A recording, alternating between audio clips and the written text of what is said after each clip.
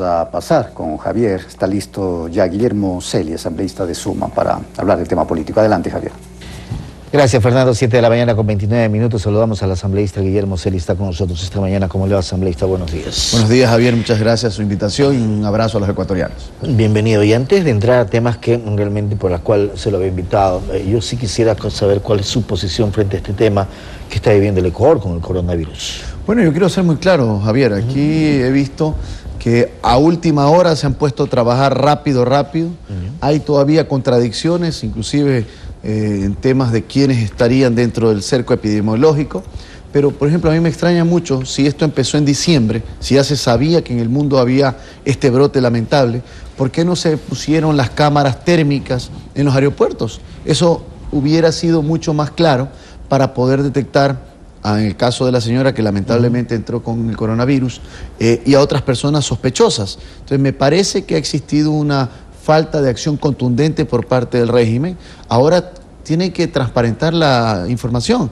¿Cuáles son los hospitales que están en las diferentes provincias adecuados para este tipo de circunstancias? Y dar justamente mayor información y claridad. ¿Cómo es posible que la ministra de Gobierno primero dice que no se podía jugar el partido de Barcelona con el Independiente por la Copa Libertadores el día de mañana? Ahora ya dicen que no, que sí se puede. Entonces, aquí hay una cosa que no está muy clara. Y voy a ser muy claro, el día domingo se jugó el Clásico en España y se jugó con público. Entonces yo considero que no hay que alarmarse tampoco y no hay que generar pánico en la colectividad.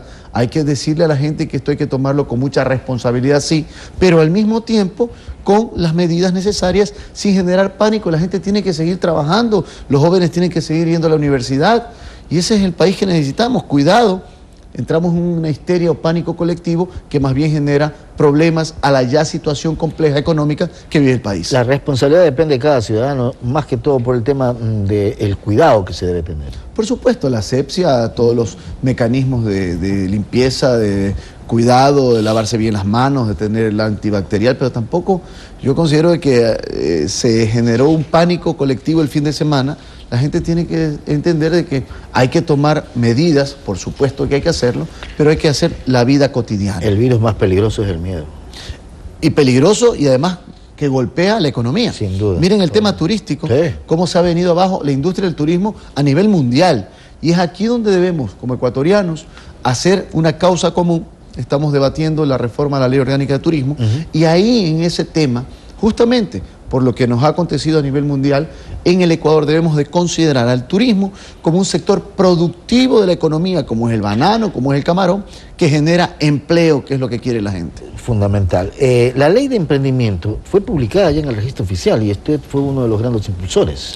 Esa es una gran noticia, Javier. La ley del emprendimiento ya está aprobada. El día viernes anterior fue publicada en el registro oficial. Grandes noticias para la gente. Primero, tenemos los capitales ángeles, semilla, el capital concursable, que es importante, que es un capital que va a permitir un concurso nacional de emprendimiento e innovación, y el Estado ecuatoriano a los mejores emprendimientos dará los recursos necesarios para que se hagan realidad.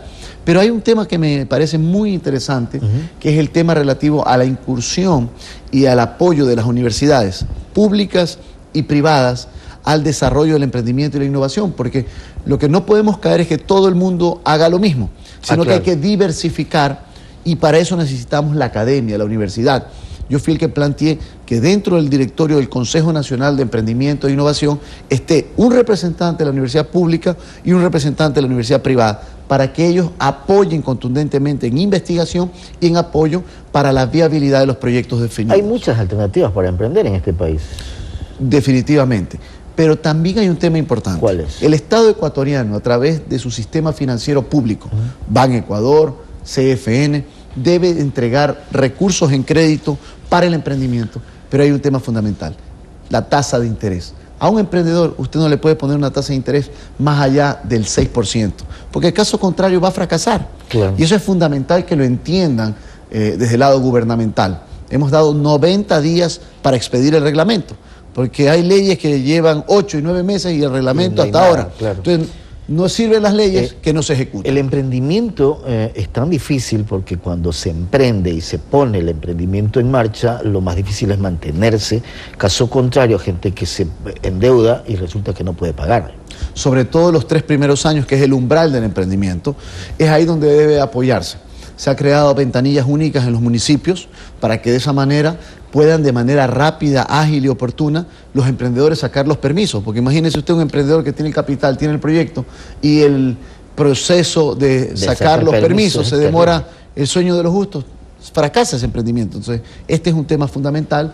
Otro tema que es muy importante, es que se han creado las sociedades de acciones simplificadas, que son compañías inclusive de una sola persona, para agilizar y agilitar toda la acción de un emprendedor, y luego se pueden sumar más personas a aquellos. Y en el Capital Ángel es sobre todo para los jóvenes, y aquí mi mensaje es muy claro a la juventud. Los jóvenes tienen grandes proyectos de emprendimiento. Jóvenes universitarios. Jóvenes universitarios, gente que recién sale de la universidad. Okay. Lo que no tiene es capital. Se ha creado el Capital Ángel, es decir, que el sector privado puede apoyar esos emprendimientos para sacarlos adelante y convertirlos en realidad. Es la mejor forma de generar empleo, que es lo que quiere la gente, que es lo que quiere la familia ecuatoriana. ¿Y el país está preparado para poder aplicar esta ley de emprendimiento o simplemente va a quedar ahí? Bueno, aquí depende también de la decisión y voluntad política del gobierno. El gobierno tiene que trabajar en este tema que es fundamental. No que pase lo que ya está pasando. Por ejemplo, nosotros como bloque presentamos a través del legislador Sebastián Palacios, que es parte de nuestro bloque, una reforma a la ley de régimen tributario interno que permite un tema fundamental. Ahora que hablamos del tema de la inseguridad no solamente está en incorporar mayores sanciones, sino también tener una juventud, una niñez mucho más sana. Y se ha incorporado una disposición para que exista la doble deducibilidad cuando un empresario, el sector privado, quien sea, quiere aportar a algún proyecto deportivo o de élite o a una escuela de fútbol, por ejemplo. Cuando invierte, por ejemplo, $10.000 y él hace su declaración de impuesto a la renta, él lo puede deducir como que fueran $20.000, es decir, el doble. ¿Con qué objetivo? Que el sector privado apoye de manera contundente al asunto y las acciones deportivas, lo cual significa tener una población mucho más sana, tener a niños, niñas y adolescentes dedicados a actividades deportivas y también generar mejores días para la familia ecuatoriana. Decía usted el tema de la inseguridad, y ese es un problema serio en el Ecuador. Tremendamente serio. ¿Qué hacen ustedes en la Asamblea por esto? Mire, yo propuse en la última reforma del Código Orgánico Integral Penal un tema que es fundamental y que varios colegas legisladores también apoyaron. Primero, darle mayor apoyo a la Policía Nacional, que nunca más vuelva a pasar el caso de Diana Carolina allá en Ibarra, que los policías no actuaban por el miedo a ir presos en un proceso penal, porque parece que los derechos humanos solo existen para los delincuentes y no para la gente, para el ciudadano, que lo único que hace es trabajar honradamente.